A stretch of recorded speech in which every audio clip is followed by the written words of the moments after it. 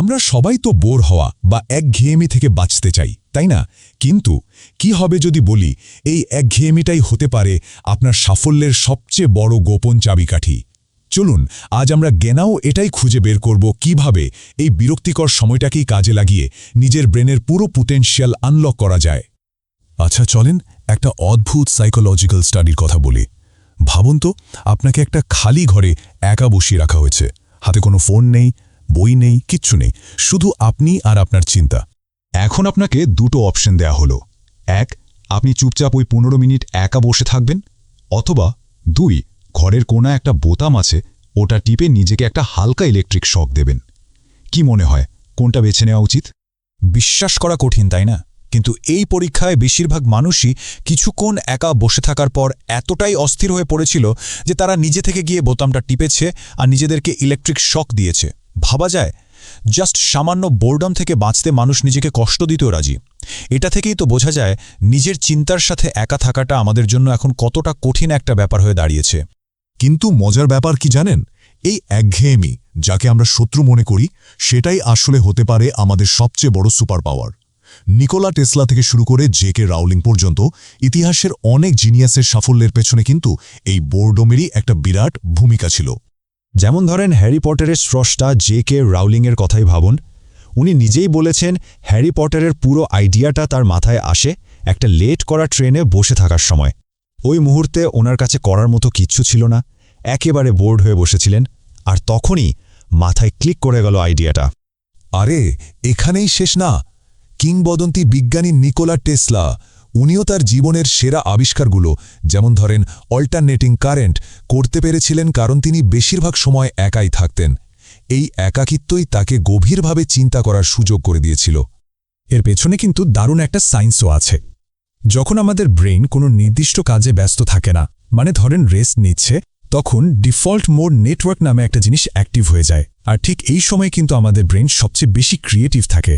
সে তখন পুরনো স্মৃতি আর নতুন আইডিয়াগুলোকে একসাথে জোড়া লাগিয়ে বড় বড় সমস্যার সমাধান খুঁজে বের করে। ব্যাপারটা অনেকটা ওই যে গোসল করতে করতে বা হাঁটতে হাঁটতে হঠাৎ করে মাথায় দারুণ কোনো আইডিয়া চলে আসার মতো। তাহলে প্রশ্নটা হলো, আমরা এক মুহূর্ত একা থাকতে পারি না কেন?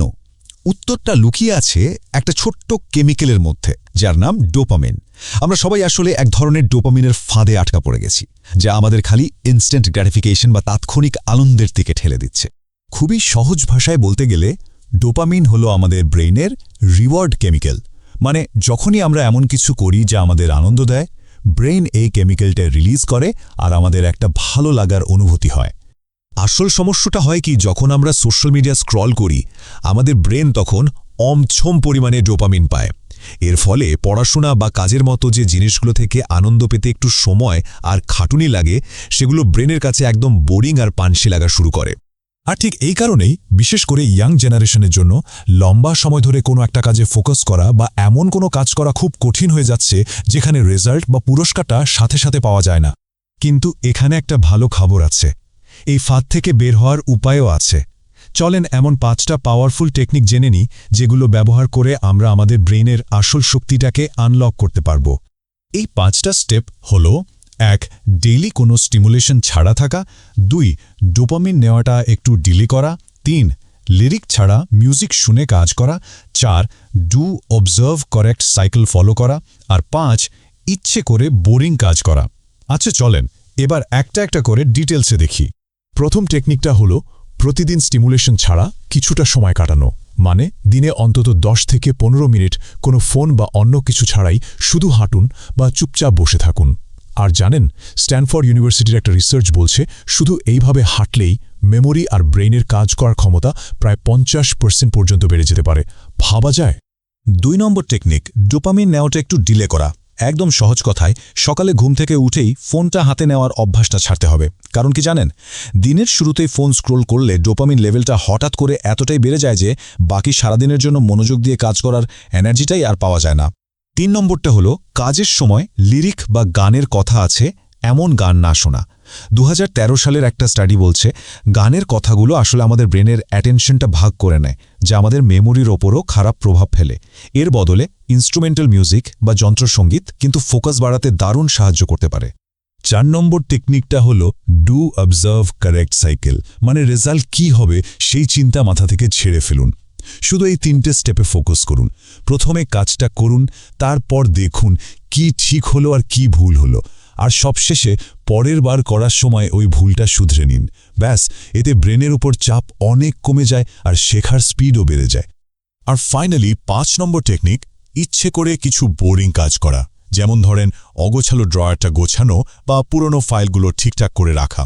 যে কাজগুলো করতে ভালো লাগে না সেগুলো যখন আমরা জোর করে করি তখন আমাদের ব্রেইনটা আসলে কঠিন কাজে অভ্যস্ত হয়ে ওঠে। এটা অনেকটা উইল পাওয়ারের জন্য জিম করার মতো। মনোযোগ আর ইচ্ছাশক্তি দুটোই একেবারে লোহার মতো শক্ত হয়ে যায়। তাহলে আজকের 10 মিনিটের চ্যালেঞ্জের জন্য কি সবাই রেডি? তার আগে মূল ব্যাপারটা আরেকবার মনে করে নিই। বোর্ড হওয়া বা একা থাকা মানে কিন্তু লোনলি ফিল করা না, বরং এটা হলো নিজের ভেতরের ক্রিয়েটিভিটিকে খুঁজে বের করার একটা দারুণ সুযোগ। এখানে একটা প্রো টিপ দিই, যখনই ফোনটা হাতে নিতে ইচ্ছে করবে নিজেকে জাস্ট একটা প্রশ্ন করবেন, আমি কি সত্যি কিছু খোঁজার জন্য ফোনটা নিয়েছি নাকি শুধু বোর্ডডোম থেকে পালানোর জন্য?